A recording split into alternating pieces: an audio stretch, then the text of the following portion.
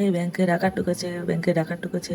এই তোমরা কেবল উঠবে না, তোমরা মাথা নিচু করে শুয়ে পড়ো, তোমাদের চারদিক থেকে ঘেরাও করা হয়েছে। এই যা টাকা আছে সব দে, নাহলে একদম গুলি করে দেবো, গুলি করে মাথার খুলি উড়িয়ে দেবো। তাড়াতাড়ি দে, যা আছে সব বের কর। এই তাড়াতাড়ি চল, তাড়াতাড়ি চল, এখনই পুলিশকে খবর দিবে, তাড়াতাড়ি চল এখান থেকে পালা। স্যার স্যার চলেন পুলিশকে খবর দেই, টাকাটা বেশি তো যেতে পারিনি, এখনই যদি খবর দিই তাহলে পুলিশরা তাদের ধরতে পারবে। আরে থামো থামো, আমাদের সুবিধার জন্যই 20 লাখ টাকা যেতে দেওয়া উচিত, তাহলে আমরা যে ওই 70 লাখ টাকার গড়মিলটা করেছি তা এই ডাকাতের ভিতর দিয়ে চালিয়ে দেওয়া যাবে। উস্তাদ উস্তাদ চলেন গুনে দেখি কি পরিমাণ টাকা আছে এখানে।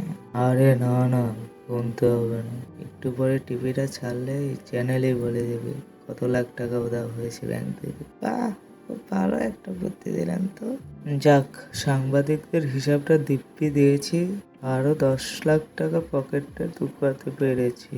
হ্যালো জনগণ, আমি সুন্দরবন চ্যানেল থেকে দাদা বানর বলছি। ক্যাপশন দেখেই বুঝতে পারছেন আজকের হট নিউজ হলো গত রাতে আমাদের শহরের একটি স্বনামধন্য ব্যাংক থেকে ডাকাতি হয়েছে। ম্যানেজারের সাথে কথা বলে জানলাম এই ব্যাংক থেকে মোট 1 কোটি টাকা নিয়ে ডাকাতরা উধাও হয়ে গেছে। এখন পর্যন্ত তাদের কোনো খোঁজ পাওয়া যায়নি, পুলিশ তাদেরকে খোঁজার জন্য যথারীতিভাবে চেষ্টা চালিয়ে যাচ্ছে। ওস্তাদ এই যে গুনে 20 লাখ টাকার উপরে একটা টাকাও হয় না, কিন্তু রিপোর্টারে কোটি টাকা বললো যে, আর বাকি টাকাগুলো গেল কোথায় ওস্তাদ? আরে বুঝিস না, তাহলে বুঝ, আমাদের হাতে টাকা আসার আগেই ওখানে বাক হয়ে গেছে। আমরা জীবনের রিস্ক নিয়ে মাত্র 20 লাখ টাকা ডাকাতি করে নিয়ে আসলাম, আর ওই ডাকাতটা কলমের খোঁচাতেই 80 লাখ টাকা সরিয়ে দিল।